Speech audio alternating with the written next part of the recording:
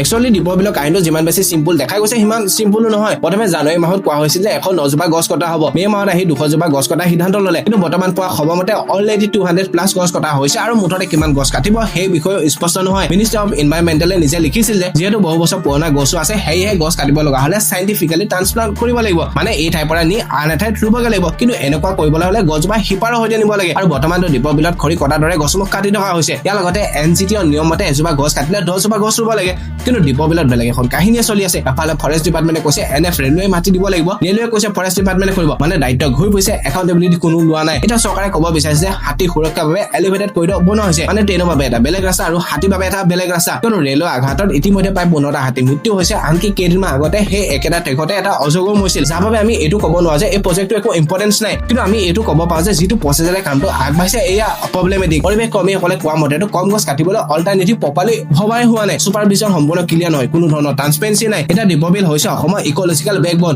এবাৰ এই ইক'চিষ্টেমটো ইম্বেলেঞ্চ হৈ গ'লে পিছত 1000 বা নতুন গছ ৰুলেও সেই অৰিজিনেল বায়'ডাইভাৰ্চিটি ঘূৰাই আনিব নোৱাৰি। আৰু সেইকাৰণে এতিয়া মূল প্ৰশ্নটো ডেভেলপমেণ্ট বনাম ইনভাইৰনমেণ্ট নহয়, মূল প্ৰশ্নটো হৈছে ডেভেলপমেণ্টৰ নামত ট্ৰান্সপেৰেঞ্চি আৰু একাউণ্টেবিলিটি কিমান আছে।